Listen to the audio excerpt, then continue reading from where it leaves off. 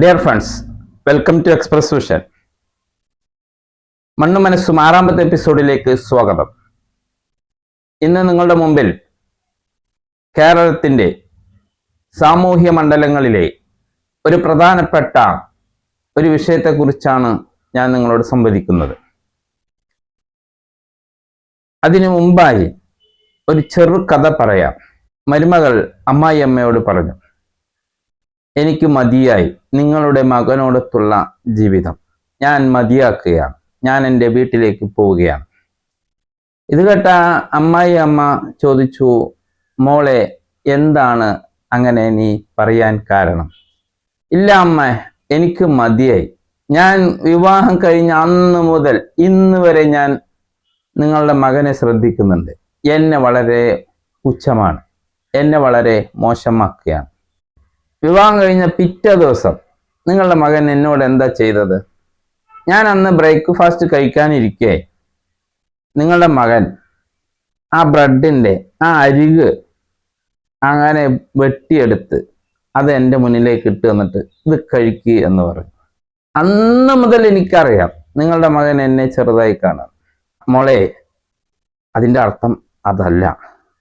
നിനക്കറിയോ, അവൻ കുഞ്ഞു നാൾ മുതൽ അവൻ എപ്പോൾ ബ്രെഡ് കൊടുത്താലും അവൻ ആ അരിക് അവൻ കഴിക്കുന്നത് കൂടാതെ മറ്റുള്ളവരുടെ ബ്രെഡിൻ്റെ അരികും അവൻ എടുത്ത് കഴിക്കുമായിരുന്നു. അത്രയ്ക്ക് ഇഷ്ടമായിരുന്നു. അതാണ് നിനക്ക് അവൻ പകുത്ത് നൽകിയത്. ഞാൻ വിഷയത്തിലേക്ക് വരാം. പ്രിയമുള്ളവരെ, കേരളത്തിൽ കഴിഞ്ഞ ഏതാനും വർഷങ്ങളായി വിവാഹമോചന കേസുകൾ അനിയന്ത്രിതമായി വർദ്ധിച്ചു വരികയാണ്. കേരളം സാക്ഷരതയിൽ ഒന്നാമതാണ്. അതിൽ മാത്രമല്ല കേട്ടോ, ഒന്നാമത് ആത്മഹത്യകളിൽ. ഇപ്പോൾ മറ്റൊരു സാമൂഹ്യ വിപത്തിലേക്കും കൂടി കേരളം മുന്നോട്ട് പോവുകയാണ്. അത് വിവാഹമോചന കേസുകളിലാണ്. കഴിഞ്ഞ ദിവസമാണ് ഒരു റിപ്പോർട്ട് പുറത്തു വന്നത്. ഒരു വർഷം കേരളത്തിൽ 1,10,000-ലേറെ വിവാഹങ്ങളാണ് നടക്കുന്നതെങ്കിൽ ഒരു വർഷത്തിൽ 30,000 വിവാഹമോചന കേസുകളും ഫയൽ ചെയ്യപ്പെടുന്നു എന്നാണ്. ഇത് ഔദ്യോഗിക കണക്കാണ്. ഇതിലപ്പുറം വരും യഥാർത്ഥ കണക്കുകൾ. ഇത് കൂടാതെ മറ്റു പ്രശ്നങ്ങൾ, കേസ് കൊടുക്കാത്ത പ്രശ്നങ്ങളും വേറെയുണ്ട്. സാമൂഹ്യ ബന്ധങ്ങളിലെ അടിസ്ഥാന ഘടകമായ കുടുംബ ബന്ധത്തിലാണ് ഇവിടെ വിള്ളൽ സംഭവിച്ചുകൊണ്ടിരിക്കുന്നത്.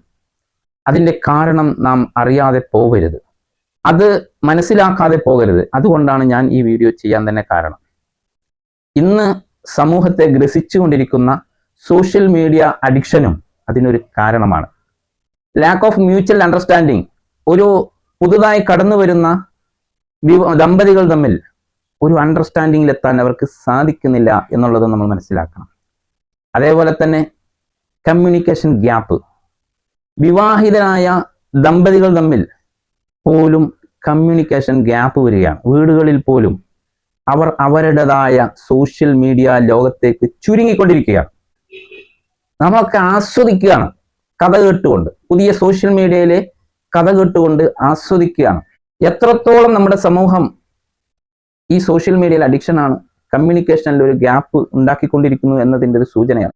ഇഷ്ടം, സ്നേഹം, പ്രേമം, പ്രണയം എന്നിങ്ങനെയുള്ള വികാരങ്ങളെ ചാലിച്ചുകൊണ്ടുള്ള സന്തോഷകരവും ആനന്ദകരവുമായ ഒരു ജീവിതമാണ് ദാമ്പത്യ ജീവിതമെങ്കിൽ ഇന്ന് തെറ്റിദ്ധാരണകളും സംശയങ്ങളും അസ്വാരസ്യങ്ങളും ആർഭാടങ്ങളും കൊണ്ട് കുത്തഴിഞ്ഞ ഒരു ജീവിത വ്യവസ്ഥയായി മാറിയിരിക്കുകയാണ്.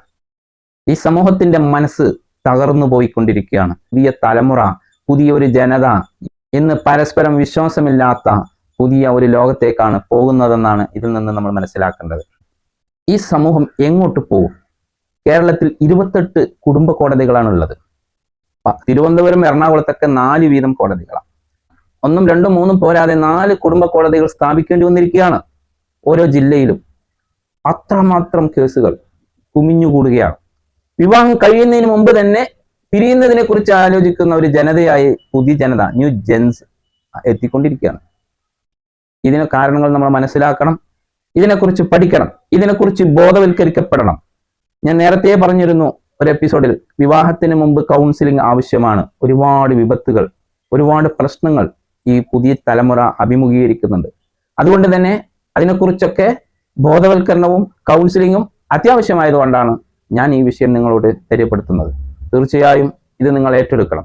ക്ലബ്ബുകളായിക്കോട്ടെ, സംഘടനകളായിക്കോട്ടെ, മഹല്ല് കമ്മിറ്റികളോ മറ്റ് അനുബന്ധ ക്ഷേത്ര കമ്മിറ്റികളോ അങ്ങനെയുള്ള ആരായിക്കോട്ടെ, ആരാണെങ്കിലും അവരൊക്കെ ഇതിൽ നല്ലൊരു ബോധവൽക്കരണം നടത്തണം. പ്രിയമുള്ളവരെ, സാമൂഹികപരമായ ഈ കെട്ടുറപ്പിനെ ബാധിക്കുന്ന, സമൂഹത്തിന്റെ മനസ്സിനെ ബാധിക്കുന്ന ഈ വിഷയം കാണാതെ പോകരുത്.